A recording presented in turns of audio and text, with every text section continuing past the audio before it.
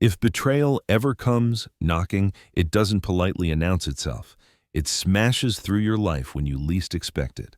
Stick with me, because what I uncovered inside my own home will make you question everyone you think you know. The dashboard clock of my Audi read 4:12 p.m. as I left a client meeting downtown. Another contract closed, another step forward for Reynolds Construction, the empire I had built brick by brick over 16 exhausting years. My phone buzzed with a text from an unknown number. "Go home. Your children are in danger." My stomach flipped. I immediately dialed Claire, my wife of 2 decades, straight to voicemail. I tried my son Ryan, then my daughter Madison. Nothing. Their silence felt louder than any scream. I didn't even bother grabbing my briefcase from the table. I sprinted through the lobby, threw myself into the driver's seat, and pressed the gas so hard I blew past every speed limit on the way from downtown Seattle to our lakefront estate. The closer I got, the more the world blurred: the trees on either side of the highway, the green exit signs, the rain streaking across my windshield. I barely noticed the screech of my own tires as I turned into our driveway. Claire's white Mercedes was parked neatly by the steps. Beside it, unbelievably, sat Evan's old Ford pickup. My brother was supposed to be in Denver until the end of the week. That single sight told me everything was wrong. My pulse hammered as I slammed the car door and charged toward the house. The front door gave way under my shove. Our foyer, usually a warm space filled with light and laughter, suddenly felt as silent as a mausoleum. The air was thick, suffocating, and carried a faint trace of perfume that normally comforted me, but now felt sinister. From the living room, I caught the sound of hushed voices, urgent, strained. My heart stopped. "Claire," I shouted. "Ryan, Madison." Claire appeared first, stiff as a statue near the fireplace, mascara smeared under her eyes, hands shaking. She looked like someone who had just seen a ghost. Evan stood at the foot of the staircase, both palms raised, like he could physically keep me from moving forward.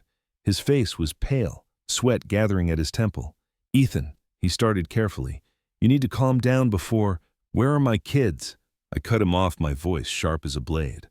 "They're fine," Evan said, his tone too practiced, too rehearsed. "Don't go upstairs. It's not what you think." The words sounded absurd, ridiculous even. What could possibly not be what I thought when my children weren't answering their phones and strangers were texting me warnings? Before I could push him aside, Claire lurched forward, her face crumpling. "They made me do it. Please, Ethan, don't go upstairs. Don't look in their rooms." The sound of her voice cracked something inside me. She looked cornered, terrified, but also guilty. Who made her? What had she done? Neither of them answered. Their silence was unbearable. Rage and dread collided inside me, fueling my legs as I shoved past Evan and bounded up the staircase 2 steps at a time. Claire's desperate pleas echoed behind me, but they only pushed me faster. I yanked open Ryan's door first. The room was untouched, bed neatly made, basketball posters still taped to the wall. Empty. Madison's room was next, also empty, clothes scattered as usual, makeup brushes left on the dresser, but no Madison. The hollowness of both rooms deepened the pit in my stomach. My heartbeat was so loud it drowned out everything else. Only one room remained, the guest bedroom at the end of the hall. My hand trembled as I reached for the knob, part of me dreading what I might find, part of me desperate for answers. The door creaked open slowly, the hinges whining, like they too feared what was inside. And then I saw it. Ryan, 17, and Madison, 15, were bound to chairs, their wrists tied with rope duct tape pressed across their mouths. Their wide, terrified eyes met mine, pleading, screaming without sound. Their bodies shook with muffled sobs. My heart shattered at the sight of them, so small, so powerless. But what froze me completely was the man standing between them, a gun dangling casually from his hand like he'd been waiting for this moment. His face was instantly familiar, sickeningly so. Marcus Whitaker. My business partner, the man I had called a brother for 12 years, the man I had trusted more than anyone outside my own blood. "Ethan," Marcus said smoothly, lowering the weapon just slightly, like this was some kind of civilized meeting. A cruel smirk tugged at his lips. "Right on time." "What the hell is this, Marcus?" I roared, my entire body surging forward before a sudden grip yanked me back. Evan's arms locked tight around my chest, holding me in place. "Easy," Marcus warned, gun rising again, the muzzle gleaming under the soft lamplight. Ryan and Madison squirmed desperately, muffled cries breaking through the duct tape. I forced my voice to steady itself, pushing years of corporate negotiation into my tone. Let my kids go. Whatever this is, it's between you and me. Marcus let out a hollow laugh I had never heard from him before, a sound that reeked of bitterness and years of envy. This has never just been about business, Ethan. This is about family. My pulse pounded in my ears. Claire appeared behind me, her face wet with tears, her hands trembling. I didn't have a choice, Ethan. He threatened the kids. Please don't make this worse. Show him, Marcus ordered, gesturing with the gun. Claire reached behind a dresser and pulled out a thick manila envelope, her fingers shaking so hard the papers almost slipped from her grip. She extended it toward me, her eyes begging me not to look, but I tore it open anyway. Inside were photographs, dozens of them, Claire and Marcus together laughing in restaurants, tangled in bedsheets, kissing in hotel hallways. The timestamps ran back years, nearly a decade. The floor seemed to vanish beneath me. My chest tightened as the reality sank in. 8 years, Ethan, Marcus said, his voice heavy with triumph. 8 years I've been with your wife while you've been too busy building your empire. My hands trembled as I held up one of the photos. 8 years meant Madison. I turned toward my daughter, her frightened eyes wide with confusion. The resemblance I had once brushed off as Claire's side of the family suddenly cut me like glass.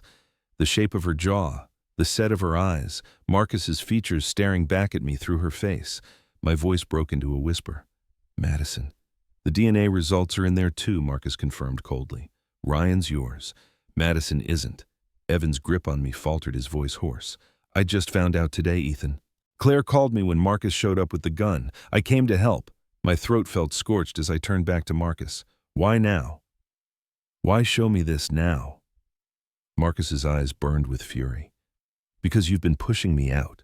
The contracts, the restructuring, you were cutting my stake, minimizing everything I contributed.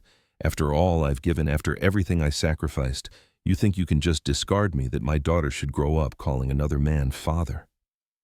His hand tightened around the gun, pressing it close to Madison's temple. She whimpered, tears flooding down her cheeks. In that moment, all the rage I felt crystallized into something sharper, something cold and deliberate.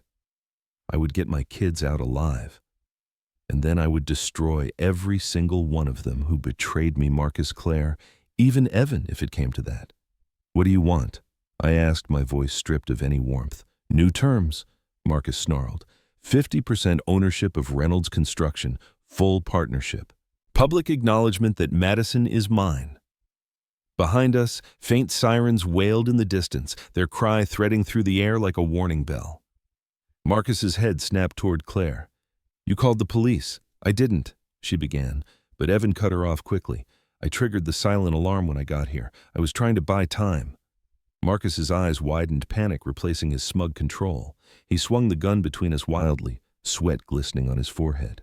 In that instant of chaos, I surged forward, breaking free from Evan's loosened grip, slamming into Marcus with the full weight of 16 years of pent-up fury.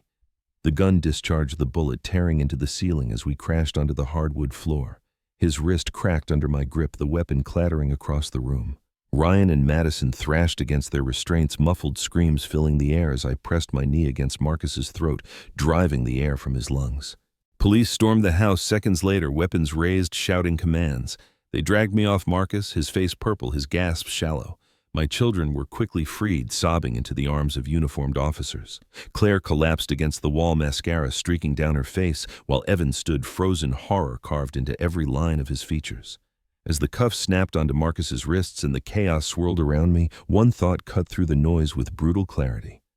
Every person in this house, except Ryan, had betrayed me, and I would never forgive any of them. The next 48 hours passed in a blur of police stations, hospital corridors, and endless lawyer consultations. Marcus was booked on charges of kidnapping and aggravated assault, his smug expression finally replaced with hollow-eyed panic as they hauled him away in cuffs. Claire, after hours of questioning, was released pending further investigation into her role, though I noticed the detectives did not look convinced of her innocence. I didn't wait to hear the full details. Instead, I checked Ryan and myself into the Ritz downtown, a temporary fortress, while I tried to steady the chaos in my head. Madison was placed with Claire's sister, a decision that should have hurt but left me cold and empty. Sitting in that plush hotel suite, the city lights sprawling beneath us, I felt like a man who had lost everything except the one person who mattered. You should eat something, Ryan said quietly, his voice carrying a maturity I wasn't ready to hear from a 17-year-old. He sat on the edge of the sofa watching me nurse a whiskey I hadn't touched, his eyes shadowed with worry. You haven't had anything since yesterday. I turned to look at him, my only true family left, and forced a grim smile. I'm not hungry. He hesitated, searching my face as though I were a stranger. What happens now? With Mom? With Madison? With all of this? I lowered myself beside him, the leather cushions creaking under the weight of what I was about to say. Your mother and I are done. There's no way back from this. She chose her side years ago. And Madison, my voice faltered, but only for a moment. Lawyers will push for Marcus's paternity rights. That's fine by me. I have no interest in raising another man's child. Ryan's shoulders stiffened at the ice in my tone, but I didn't soften it. The ruthlessness that had built Reynolds Construction from nothing would now govern my personal life too. Mom's called 6 times, he muttered, nodding toward my silenced phone lying face down on the coffee table. She can call 100, I said flatly. I won't answer. As if on cue, the phone buzzed again, but it wasn't Claire this time. It was Benjamin Adler, my lawyer. What do you have for me, Ben? I asked, stepping onto the balcony for privacy, rain misting against the glass. Marcus made bail, he said grimly. His family wired the money in under an hour. And Claire has already been to see him. The words should have sent me spiraling, but nothing could pierce the icy armor now encasing me. And the documents I asked for I pressed. I've got them, Adler replied. Complete access to the company's financials, personal accounts, all communications, and the divorce petition drafted to your exact terms. And it's brutal, Ethan. She gets nothing. No alimony, no property, minimal child support for Madison that ends once paternity is settled. You're invoking the infidelity clause in the prenup and adding criminal conspiracy. I closed my eyes, inhaling deeply, feeling the steel harden in my chest. File it tomorrow. Ben hesitated. One more thing, the private investigator starts surveillance on them tomorrow as well. Are you sure about this? Revenge won't bring you. I don't need your advice. I cut him off sharply. Just your legal expertise. When I hung up and returned to the suite, Ryan was asleep on the couch, his face furrowed even in slumber. I draped a blanket over his shoulders and let my hand rest there a moment longer than necessary. I promise you, I whispered the words, more vow than comfort. When this is over, we'll rebuild. But first, I will make every one of them pay. That night, I opened a new note on my phone and titled it simply, The List. One by one, I typed their names. Claire Reynolds, Marcus Whitfield, Madison Whitfield, Evan Reynolds. Beside each, I wrote a single word, unforgivable. My phone buzzed the same unknown number that had shattered my world in the first place. A message appeared on the screen. Satisfied with what you found? The truth hurts, doesn't it? This is just the beginning. A friend. My stomach tightened as I read it again. Someone else was pulling the strings. Someone wanted me to see this betrayal. Someone who knew everything. And suddenly I realized the game was bigger than I'd ever imagined. But if there was one thing I'd mastered in life, it was how to win a game. 3 weeks after the night Ryan began calling the incident, I sat in my newly rented penthouse office overlooking the city skyline, the glass walls plastered with surveillance photos, financial records, and timelines. It looked less like an office and more like a war room. Every face, every dollar trail, every connection was pinned on the boards, a visual map of betrayal that had consumed my every waking moment. My investigator, Rosalind Carter, a former FBI agent with the reputation of tearing lies apart like tissue paper, stood across the desk, spreading fresh photographs. They met again yesterday, she said coolly, tapping a shot of Claire and Marcus locked in an embrace outside a cabin by the lake. They're not even trying to hide it anymore. I leaned forward, jaw clenched. And Evan? She smirked slightly, still playing both sides. He drops in here to show loyalty, then runs to them and reports back. Classic weak sibling move, always hedging his bets. I pinned the photos under the heading, Betrayal, and scanned the rest.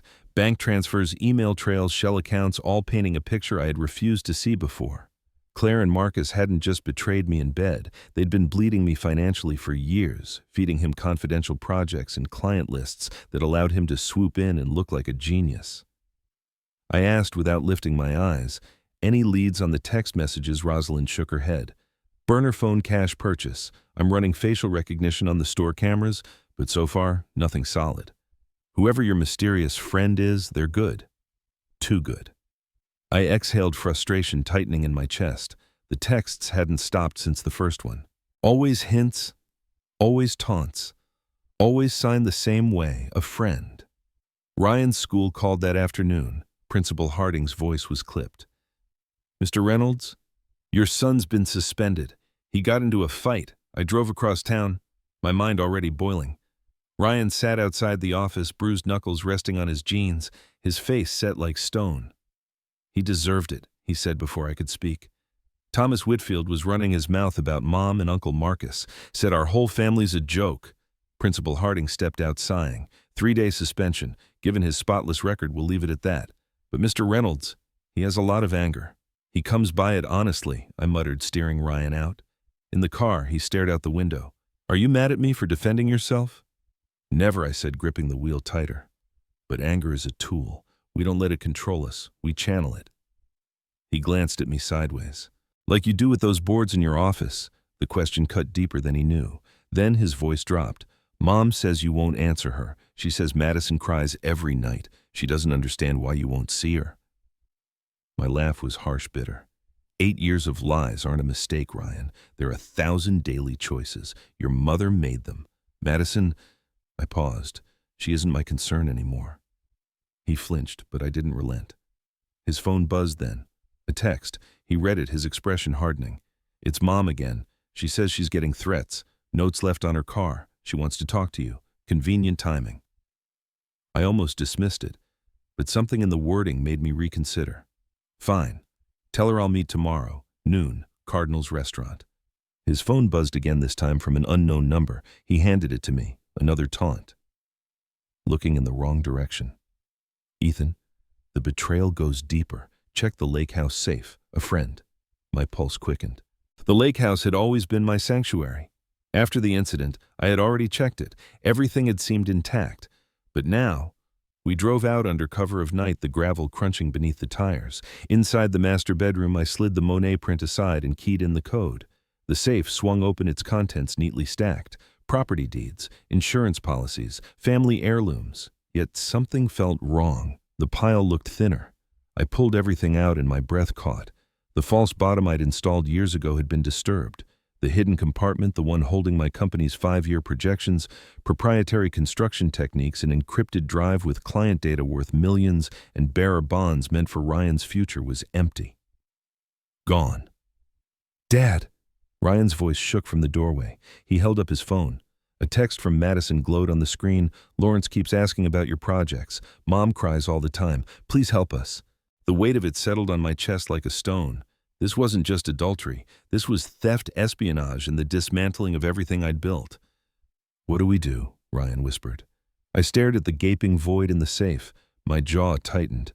We let them think they've won, I said finally. And then we take everything back. Cardinals sat over the river like a glass lantern, all timber lines and clean angles, a place Claire and I had loved before everything curdled. I arrived at exactly noon and chose a corner table with a clear view of the doors and both exits. The habit of planning escape routes isn't something you lose after you've been ambushed in your own house. 7 minutes late on purpose, Claire swept in, wrapped in a beige coat like armor.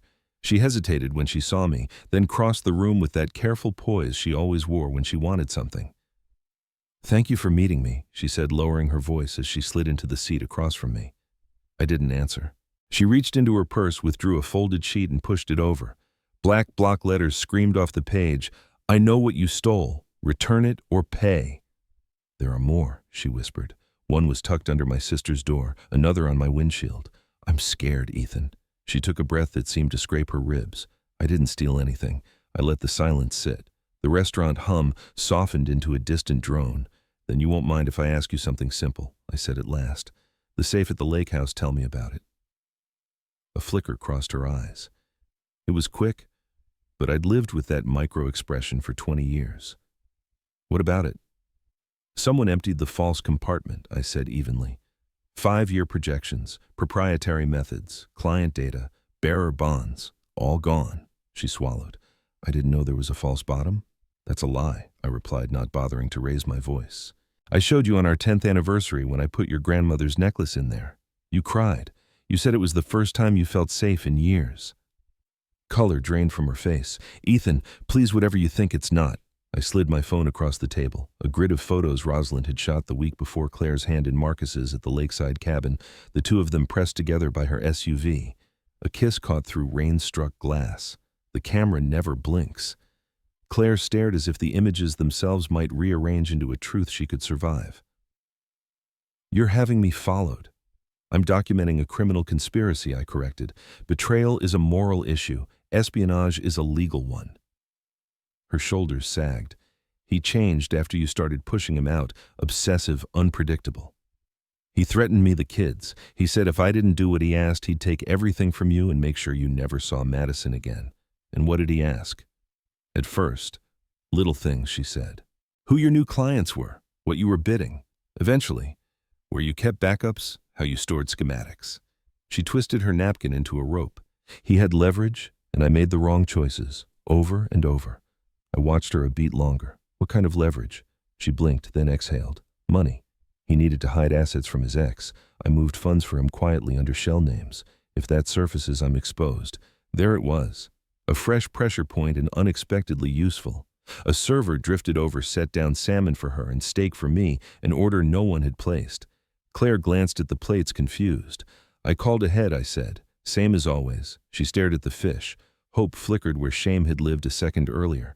Nostalgia is a dangerous drug, and that tiny glimmer was exactly the reaction I'd predicted.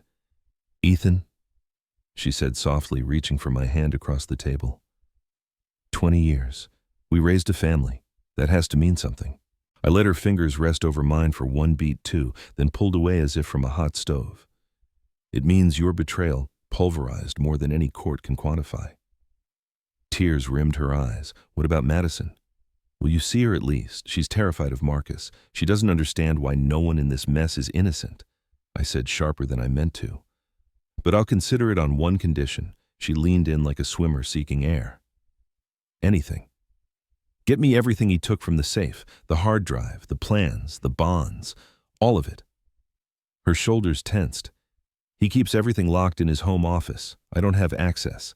Find a way, I said, or I file formal charges against both of you: industrial theft, privacy violations, conspiracy.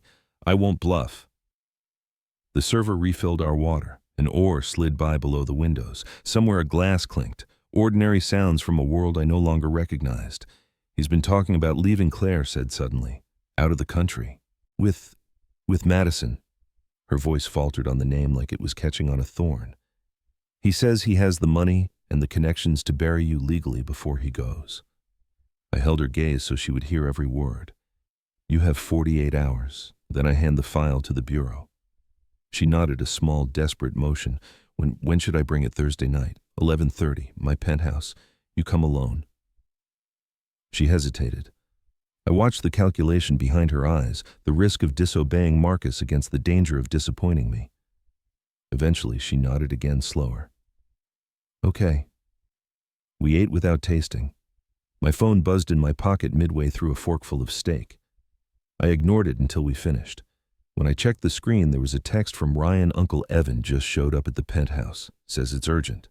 I tapped the phone once against the table to bleed off the spark of anger. Perfect. If Evan had chosen this moment to switch sides, then someone had squeezed him harder than he could tolerate. People don't suddenly grow a spine, they negotiate one. I stood signaling for the check. Think about what I said I told Claire.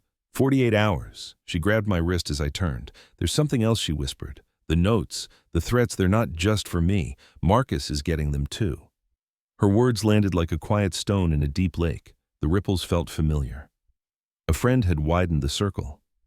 Good, I said. Fear clarifies. Claire's eyes flashed confusion. You're not surprised? No, I said truthfully. I'm not. Outside, the sky had turned the color of hammered steel. I walked fast, the damp air biting at my face, and slid into the car before the questions could catch me. I texted Rosalind as I pulled out. Situation changed. Possible double pressure on Marcus. Prep for Thursday night, 23:30, my place. Visible and concealed coverage. Assume a double cross. Her reply was instant copy. Will be in place. Traffic bled me north past the water, and I let the city roll by, cranes tilting like watchmen over the skyline, gulls carving the air above the piers, the whole machine of Seattle grinding on as if my life weren't on fire. At a red light, my phone hummed again. A new message from the number that had detonated my marriage. You're thinking too small. He's not the center of the web. Follow the money tied to the designs and to what your father built before you. A friend. The mention of my father flashed like heat behind my ribs. I had learned early to keep grief compartmentalized, but the text pried that drawer open. I typed back one word, who, knowing I would get nothing. The reply arrived anyway, taunting and precise. Start with the safe you forgot, the one not at the lake. He's not the only thief in your story. I stared at the screen until the horn behind me yanked me forward. The phone buzzed once more as I swung onto the freeway. Ryan again. Evan says he needs to talk now, says you're in danger. I tightened my grip on the wheel and felt the strategy settle back over me like a well-worn coat. Claire had 48 hours. Rosalind would lock down the penthouse. Evan had chosen his moment. And somewhere someone who knew too much was laying breadcrumbs straight through the remains of my life. Good. Let them. I intended to follow every crumb, collect every debt, and make the board mine again before anyone realized which game we were really playing. Evan was pacing the penthouse when I arrived, wearing exhaustion like a second skin. Ryan sat on the couch, arms crossed, watching his uncle with open suspicion. Evan's eyes darted to me as if begging for privacy. We should talk alone, he muttered. I shook my head. Poured myself a scotch and stayed standing. Anything you say to me, you can say in front of my son. Evan raked his hands through his hair, a gesture we both inherited from Dad. Marcus is unraveling, he blurted. Drinking hard, paranoid as hell. He thinks you're behind the threats. Someone broke into his office 2 nights ago, didn't steal valuables, just files. He's losing it. My pulse quickened. I hadn't touched his office. Why tell me this? Evan shifted uncomfortably. Because Claire and Madison are with him now. He said they needed protection, but I think he just wants to keep them under his thumb. Ryan shot up from the couch. Madison's there. She texted me. She was at Aunt Carla's. Evan winced. Marcus picked them up yesterday. Claire resisted, but she always folds. His voice cracked on the last word. I stepped closer. That's not all, is it? He nodded reluctantly. Last week I found draft partnership papers in his desk, dated 3 years ago. He's been plotting to push you out of the company long before you cut his stake. He reached into his jacket, pulled out a USB and slid it across the counter. Bank records, offshore accounts, wire transfers between him and Claire. And something else, payments to a man named Alexander Voss. Millions over 5 years. I pocketed the drive, my face expressionless though my stomach turned. Why now? Evan hesitated, then confessed. Marcus asked me to testify against you. To say I'd seen you abuse Claire. Said it would help him in a custody fight for Madison. I couldn't. That's when I knew he'd burn everything to ash. Ryan's fists clenched. That's a lie. I kept my eyes on my brother. And yet you considered it.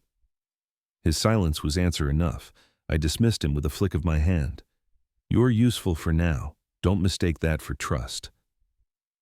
Later, Ryan hovered at my shoulder as I scanned the USB's contents. Evan hadn't been lying. Offshore accounts tied to shell corps. Wire transfers labeled consultation fees funneling millions to Voss. I frowned at the name unfamiliar, but waited the kind of name whispered in corporate corridors. Who the hell is Alexander Voss? Ryan asked. Someone we're going to meet, I said. Right on cue, my phone buzzed.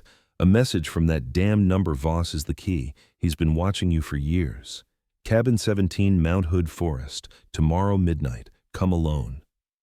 A friend. My gut coiled. A trap, but traps are also opportunities. Ryan leaned closer. You can't go alone. They'll kill you. Every risk can be managed, I said. But you're right. I'll need backup. I called Rosalind, laid out the plan. Her voice was taut. I'll position my team in the woods. You step 1 foot wrong, we pull you out. She hated it, but she would be ready. As I ended the call, my phone lit again. Claire. I let it ring twice before answering. Her voice was urgent low. I can get the files. Tomorrow night. Marcus has a dinner meeting. He won't be home until late. I know the safe code. Tomorrow at midnight, I asked, noting the coincidence. Yes. I'll bring everything. I considered the overlapping appointments, one with my estranged wife, one with a faceless manipulator who had puppeteered my life. Fine. But we meet at my penthouse, 11:30. Alone. Understand? Her breath shook through the line. He's planning to leave the country, Ethan, with Madison. He has the money, the connections. If we don't stop him now, I cut her off. Then don't fail me. When the call ended, I texted Rosalind again. Change of plans. I want full security detail at the penthouse 2330. Expect a double cross. She replied instantly. Copy. What about the cabin? I'll handle it, I typed. That night I sat alone with the city spread out below me, the skyline lit like a chessboard. Evan's sudden loyalty. Claire's desperate bargaining. Marcus's paranoia. Voss's shadowy presence and the unknown hand of a friend. Too many players, too many pawns. But pawns can be bait. Pawns can be sacrificed, and pawns can be the first step toward checkmate. Tomorrow the board would shift. Whether I walked away with allies, enemies, or corpses would depend on how well I played. I turned to Ryan before sending him to bed. Stay sharp. Tomorrow night decides everything. He met my gaze older than 17 in that moment. Then, don't lose Dad. I poured another scotch, staring into the amber swirl as if it could show me the future. All I saw was fire, and I intended to control the burn. Rain hammered against the penthouse windows, the storm outside a mirror of the chaos brewing within. I had sent Ryan to stay with his best friend's family despite his protests. I refused to risk him being caught in what was coming. At 10:45, Rosalind arrived with two of her men, ex-military, steady and unreadable. They swept the place, checked their weapons, then melted into shadows. All entrances covered, Rosalind reported crisply. If this is a setup, they won't reach the elevator. I nodded, my pulse steady. And the cabin, Martin's there with thermal scopes. No movement yet. Perfect. Two boards in play, both stacked with my pieces. At 11:27, the security desk rang. Vanessa had arrived. Rosalind and her team slipped into position, leaving me by the window. Back turned, the city stretched below like a battlefield. The elevator dinged. It's open. I called, voice flat. Heavy footsteps approached. Too heavy. I pivoted, ready. Not Vanessa. Marcus stood in my living room, Evan trailing behind, his face pale and drawn. Surprised, Marcus smirked. I let my lips curl into something cold. Not particularly. Where's Vanessa safe? He sneered. Safer than you. He drew a gun, the same weapon he once pressed against my daughter's temple. Evan shifted uneasily. Marcus, you said we were just talking. Plans change. Marcus cut him off. Your brother needs clarity. I didn't flinch. And what clarity is that you've lost? He took a step closer. Gun rising. Your wife, your daughter, my daughter, your company's future. By tomorrow, clients will abandon you for me. Everything you've built will be mine. I chuckled, sharp as glass. 8 years of screwing my wife, stealing my plans, paying off this Voss. Tell me, Marcus, was it worth it? His eyes flickered, gun twitching. How do you know about Voss? I know everything. I lied smoothly. Every offshore account, every payoff, every pathetic scheme. Evan tried to back away. Marcus, maybe. Shut up. Marcus barked, his hand trembling. This is justice. He took what was mine, always acting superior. I cut him off. Superior. No, Marcus. Better, because I built something while you clung to my coattails like a parasite. His hand shook with rage. You think I won't pull this trigger? If that were your plan, you'd have done it already. I took one step forward, calm, precise. Put the gun down before my people put you down. On cue, Rosalind's team emerged from the shadows, weapons raised. Marcus froze, eyes darting. You think this changes anything? I still have everything I need. The elevator dinged again. A woman's voice cut him off. Not anymore. Vanessa stepped out, clutching a thick leather portfolio. Beside her, Madison's eyes were red from crying. What are you doing here? Marcus barked, panic in his voice. You were supposed to wait in the car. Vanessa's voice shook but held firm. I'm done waiting, done being threatened, done letting you use my mistakes to control me. She placed the portfolio on the table. Everything you took from the safe, all of it. Marcus lunged, but Rosalind's men intercepted, wrenching the gun from his grip. He spat at her. You stupid, after everything I did for you. You did nothing but manipulate me, she snapped. I won't let you anymore. Evan stammered, Nolan. I didn't know about the gun. I thought, save it. I cut him off. You picked your side long ago. Then Madison stepped forward, hesitant, her small voice breaking through the tension. Nolan. My chest tightened at the word, but I forced myself to keep control. Not now. I turned to Rosalind. Secure them, both of them. Don't let either out of your sight. My phone buzzed in my pocket, a message from Martin's subject approaching cabin, male 60s carrying a briefcase. Alone. Voss. My jaw clenched. The final piece of the puzzle was about to reveal itself. I showed Rosalind the message. I need to go. Her brows rose. Now, what about them? Keep them contained. I'll be back in 2 hours. Vanessa reached toward me, desperate. Ethan, please. I brushed past her, eyes on the elevator. Madison's voice carried after me, small but heavy as stone. Dad, don't go. The word pierced me like a knife. I paused just for a heartbeat. Then the elevator doors slid shut. Marcus's voice echoed from behind as the doors closed. He's going to see Voss. Stop him. But it was too late. My course was set. The truth I'd been chasing was finally within reach, and I was ready to face it, whatever the cost.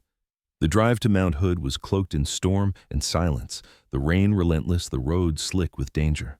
I killed the headlights a quarter mile from the cabin and continued on foot, flashlight cutting thin beams through the wet forest. Martin emerged from the darkness like a shadow. Subject entered 20 minutes ago, he whispered. No other movement. I nodded, handing him my phone. If I'm not out in 30 minutes, call the number saved as Hammond. He gave me a grim look but didn't argue.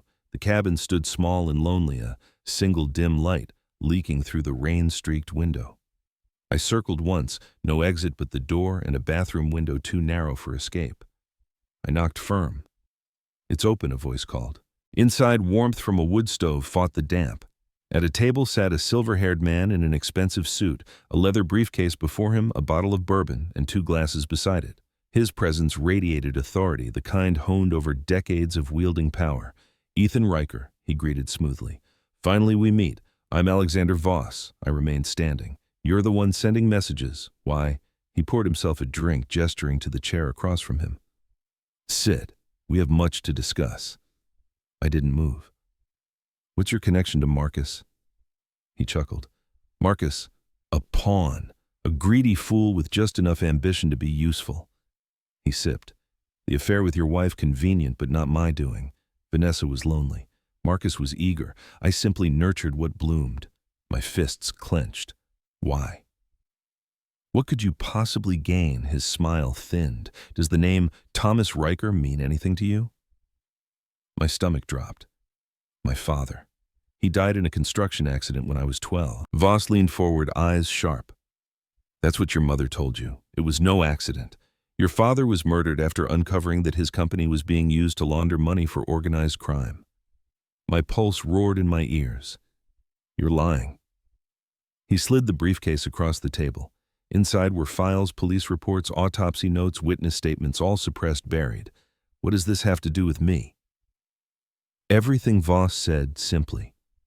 Because the man who ordered his death was my brother, Victor Voss. And you, Ethan, have spent 15 years unknowingly dismantling every business my family touched. One by one, you destroyed the companies we built ties with, contracts gone, millions lost. Whether by design or instinct, you've waged war on us. I forced my voice steady. So this is revenge, he shook his head. Not revenge, insurance. Marcus gave me access to your home, your companies, your secrets. I needed leverage over you before you ruined us completely. I sank into the chair at last, fury battling disbelief. So you paid Marcus to spy, I paid him to be my eyes, Voss corrected. The affair was just leverage. His ego made him believe Madison was his daughter, though the truth was far different. My chest constricted. What truth? Voss's gaze was cool, steady. She's yours, Ethan. She always has been. Marcus built his power on a lie because it suited my needs. My heart stuttered. For years I'd believed Madison might not be mine. For years I'd punished myself for loving a child who may have been fathered by betrayal. Why tell me this now? Because we've reached a point of no return. Voss said, standing. My brother is dying of cancer. He wants to meet you before he goes, to confess, to offer restitution. I laughed bitterly. Restitution. He murdered my father. He regrets it every day, Voss countered. And isn't truth what you've been chasing through all of this? Betrayal, lies, secrets. It all began with your father's death. Now you can finally know why. I shook my head. You've manipulated my wife, my so-called friend, my business, and you expect me to walk into a hospital and listen to a dying criminal beg forgiveness. That's your choice, Voss said calmly. Providence Hospital, room 412. He has a week, maybe less. Whether you go is up to you. He moved to the door, puzzing. But know this, the war you think you're fighting is only a shadow of the one that began long before you. Families like ours, we've been at this for generations. Blood is always the currency. He glanced back once, his final words striking like a blade. And now you know Madison's true bloodline. You've been punishing the wrong people all along. With that, he vanished into the rain, leaving me alone with a briefcase full of truths that threatened to unravel everything I thought I knew. The storm outside had nothing on the storm within. For the first time, I realized the betrayal wasn't just personal, it was legacy. And legacies, unlike marriages or partnerships, couldn't be erased. They had to be confronted. The drive back from the mountain was a blur of taillights and rain, my hands fixed to the wheel while Voss's words ricocheted around my skull. My father wasn't an accident, Madison was mine, and the war I'd been fighting belonged to a bloodline older than my marriage. I called Martin first. Trail Voss, document everyone he contacts. Already on him, he answered. Next, I rang Rosalind. Status Marcus tried to bolt my guy, tasered him. Evans blubbering about loyalty. Claire and Madison are in the guest room. And the portfolio, it's all here, the drive, the projections, the bonds, even the key to a safety deposit box. I ended the call but didn't head straight for the penthouse. Instead, I pulled to the shoulder beneath an overpass and dialed a number I'd hoped never to use at midnight. Dr. Eliza Montgomery, the obstetrician who delivered Madison. She answered, groggy but alert. Dr. Montgomery, it's Ethan Reynolds. I wouldn't call unless it was an emergency. A beat. Is Claire all right? Is Madison? I need to verify one thing, I said, voice level. Was a paternity test ever performed? A long, careful pause. I can't disclose. My family is being torn apart because someone claims Madison isn't mine. I need the truth, right now. Another measured breath. There was no test, she said finally, because there was no medical reason to perform one. You were present for the birth, and her blood typing matched yours. Madison carries a rare antigen that runs in your line. Lawrence could not be her biological father. The words hit like a blow, and a benediction all at once, relief surging up so fast it nearly burned rage following on its heels like a second wave. Thank you, I said, and hung up before she could say anything else. By the time I stepped back into the penthouse, my course was set. Rosalind's team had Marcus zip-tied to a dining chair. Evan slumped beside him, hands bound, eyes red. Claire and Madison emerged when they heard the door, both drawn and spent. Sit, I said. And the room obeyed. I remained standing. This ends now. I faced Marcus first. I just met Alexander Voss. He handed me your life in spreadsheets, the payments, the spying, the leverage, all of it. Marcus licked his lips, dredging up one last mouthful of bravado. Ethan, I can explain. Don't I cut in cold and flat? You've used up your words. I turned to Claire. Did you know Madison is my biological daughter? Claire's eyes widened in a way no actor could mimic. What no Marcus told me? He lied, I said without heat. Dr. Montgomery confirmed the antigen. Madison has mine. Lawrence couldn't be her father if he prayed for it. Madison's hands flew to her mouth. Tears sprang bright and bewildered. So, you're really I've always been, I said, and for once the edge softened. Biology only proves what's been true her whole life. Marcus shook his head, desperate and pale. No, that can't, Vanessa? You convinced her? Claire whispered, color draining as the shape of her own captivity came into focus. You convinced me. You showed me evidence. You kept me on a leash with a lie. I nodded at Rosalind. She cut Marcus's ties, stepped back, hand hovering near her holster. You have 60 seconds, I told him. Explain yourself before I make a call that will end the rest of your life. His shoulders sagged. Voss came to me 5 years ago, said he needed intel. It started small client names, bid timelines. He paid well. The affair had already begun. He said keeping it alive gave leverage. When Claire got pregnant the second time, he suggested I claim paternity.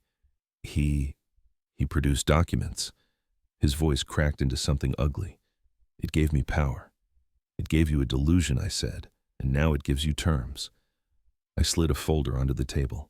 You'll sign your entire stake in Reynolds Construction over to me. You'll write and notarize a confession of corporate espionage and theft. Then you will leave Portland and never make contact with anyone in this room again.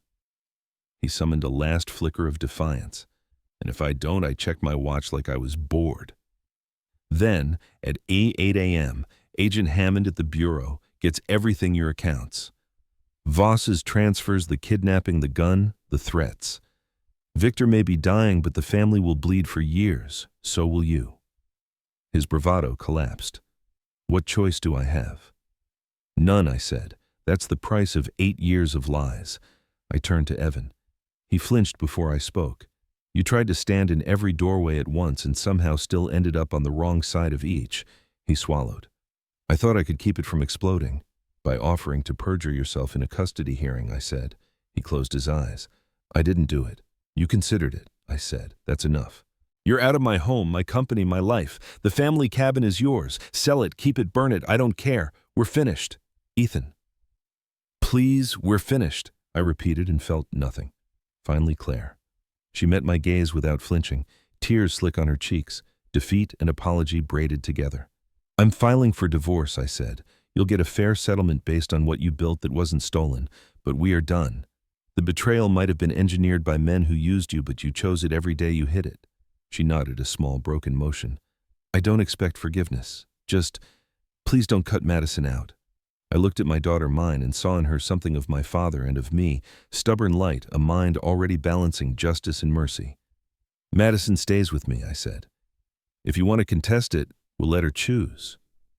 Madison stepped forward before Claire could speak. I want to stay with Dad, she said, voice shaking but sure. If that's okay.